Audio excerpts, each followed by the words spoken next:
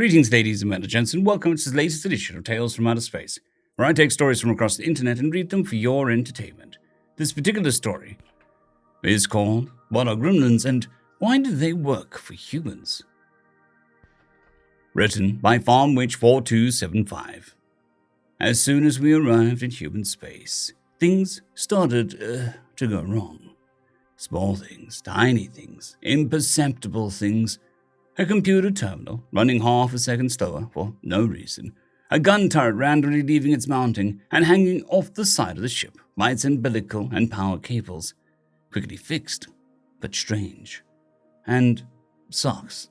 For some reason, socks keep going missing, then mysteriously reappearing again sometime later. These humans were the talk of the town because of their absurd weapons technology, but something about them seemed off. We carefully docked to the local starbase, operating a bit slower than usual, owing to the odd occurrences happening around our ship. We gently thudded as we docked, then scrambled to do a full systems check. Everything seemed fine, though. Strangely enough, I got up out of my seat and walked towards the docking port for my job. Diplomacy, only to stop in my tracks when the door got caught and failed to cycle properly. Oh, for the Emperor's sake, maintenance! The airlock door is stuck, I yelled and banged to release it. My percussive maintenance, as the humans called it, worked. Surprisingly, again, the door closed, cycled normally, and opened again. My engineers, already overworked as it was, quickly surrounded the door, only to find nothing wrong with it. We'd been suffering these odd annoyances every now and then since we entered human space. The priests and seers were going insane, claiming they were seeing shadows, rodents, maybe, vermin. I shook my head and left the ship, meeting with the human diplomatic corps around the station. My God, what a long trip, I idly said to myself. Trouble, Master Gagaris, the human diplomat Todd said as he held out his hand in greeting. No, just odd occurrences. No issue during transit, just strangeness. I shook his hand in greeting. Care to explain? He asked. It's not important. Probably poor construction at the dockyard that wasn't inspected properly. We'll sort it out again, I said. Oh, Thagathran, came a noise from the airlock, followed by an angered slam. Your dudes seem a bit preoccupied. Think you need reinforcements at all? Well, we got a few engineers to spare. Maybe they can help, he asked. Before I could voice my opinion, he let out a shrill noise from his lips, what the humans called a whistle, and a dozen human engineers and service technicians immediately swarmed into the ship. Well, thank you. I think it may allow my own men to rest.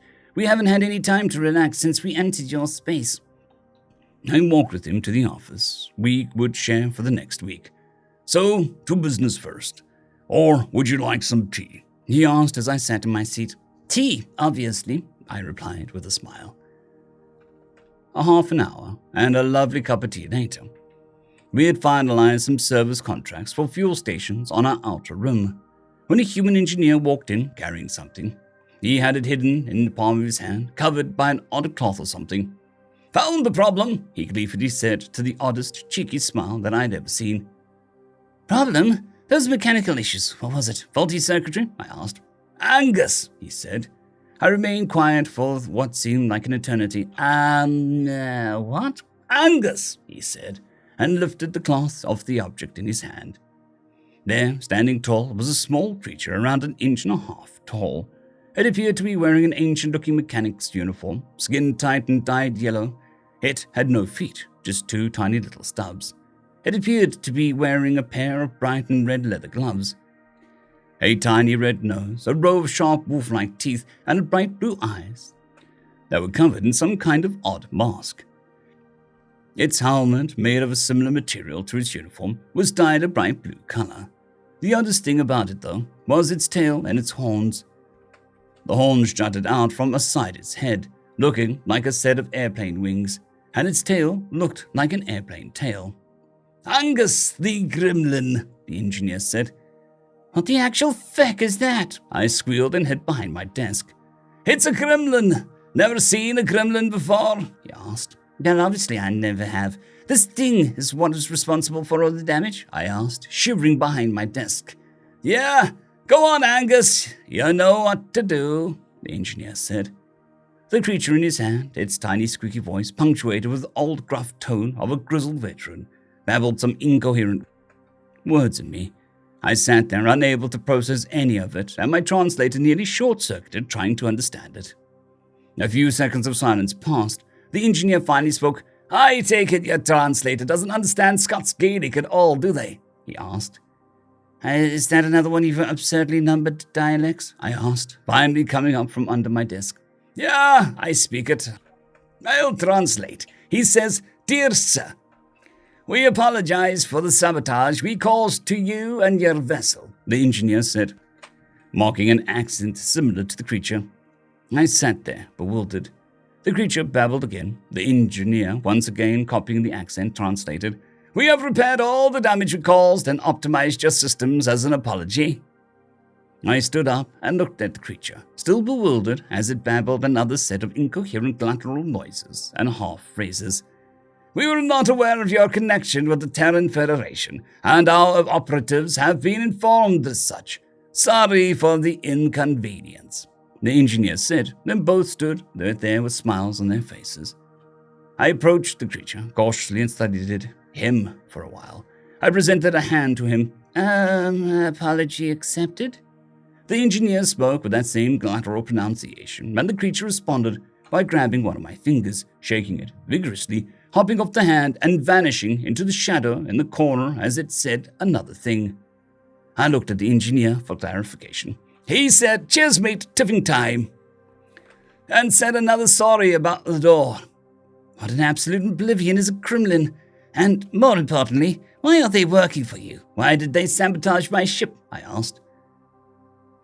A Gremlin is a supposedly mythical creature of Gaelic or Scottish origin, which is a subspecies of the creature known as a Brunad, or Brownie, or House Elf. Turns out they ain't mythological creatures, just anomalous entities sharing the same plane of existence. And yes, they do work for us, mostly, the engineer replied. I blinked. I didn't even know I could blink. Okay, so that's a Gremlin and a Brownie, anomalous entities that, what? A Gremlin is a creature that is a distant cousin of a Brownie, a so-called house elf, and is basically the opposite of a house elf. Gremlins are mechanically inclined creatures that mess with mechanical or electronic devices in an abnormal manner, disassembling engines and removing components. Sometimes it's malicious, sometimes it's playful, sometimes it's just to see what the thing is, Todd said. Well, that explains that, I suppose. Wait, what? What? I couldn't really formulate the words. Here's the short story. Years ago, talking about pre-FTL here, one of the United States aircraft carriers was on patrol. They kept having weird mechanical faults on the ship. Random failures, odd short circuits, peculiar failures. Then one day, one of our Spec Ops boys, you know them, the Legionnaires, the engineer said. I shuddered and nearly jumped out of my seat. Oh yes, I do remember them. The terrifying super soldiers you blasphemed into existence that tore an entire Dractharian regiment to pieces in 2 hours. Yes, I do remember them, I said with a shudder. Well, yeah, one of them. He went into one of the engine rooms for an inspection and came back with one of these guys in his hands. Turns out the blasphemous nature of the Legionnaires disables the creature's ability to teleport and stuff. So yeah, we captured one of them, the engineer said with a smile. I see. What happened? What do you usually do with anomalous entities? I asked. The only logical thing we knew to do. Try and see if it was searching for stable employment, and introduce it to the concept of medical aid and labor unions, Todd replied with a laugh. Okay, I said. And, as it turns out, it was. Gremlins don't really have good dental care, you see. Same with Brownies. Soon as this dude got hit with his first dental appointment he didn't have to pay for, we got 24 of them signing up for service within a week. 5 years later, Gremlins and Brownies were serving in the U.S. Army as we started sending rockets to Mars. Brownies keep the equipment clean, Gremlins keep it operational. They sabotage the vessels of our enemies too. Within reason, of course, Todd said. Sabotage within reason? How do you do that? I asked. Small things. Jamming doors, broken consoles, a cable here, a pipe there. Just a rattle and a rave to keep the engineers occupied, exhausting them mentally and physically.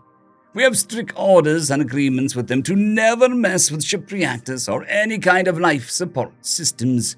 We made that perfectly clear when we started this whole thing, the engineer said in turn. Okay, wait. Firstly, you humans encounter some odd creatures that slip between universes and stuff. Then you offer them dental care and suddenly they work for you. And then these creatures can teleport out into the void of space and sabotage any vessels they encounter. And they work for you? I asked, my voice creaking and breaking from the surprise. The two men stared at each other for a bit, shrugged and said, well, yeah. I thought for a moment, and then shrugged. Meh, that's all you got, they both said. Well, the Legionnaires, the giant planet cannon you made, then the huge starfleet you guys have that outnumbers us 10 to 1, then the massive arsenal of nuclear weapons, then the whole finished off the Galvanians in 1 month thing you did. All things considered, taming of anomalous multi-dimensional entity that screws with machinery and cleans floors, this is pretty tame in comparison, I replied with a shrug. That's fair. I have one question, however. Where can we get a gremlin or two? I asked. Be nice, be polite, and offer dental care and freshly laundered socks. Gremlins are why socks go missing after you put them in the dryer. They liked it for some reason, Todd said. I knew it, the engineer yelled and charged out the door. Angus, give me back my ugly Christmas socks. They were a gift from my grandma, he screamed angrily as he charged out into the warehouse. I heard a series of incoherent rumblings coming from a very gruff-sounding tiny voice. Well, that happened, Todd said. Still not the craziest thing that you lot have done. Can you give me a translation matrix data for the Scots Gaelic, please? I asked, returning to my desk. Sure, ancient or modern, he replied. End of story. I would just like to thank the T5 supporters. Bushmaster 117, Caspar Arnholtz, Dragzoon WRE, Elijah Silvercross, Gray, John Carrington, and Severin Cerberus. Thank you very much.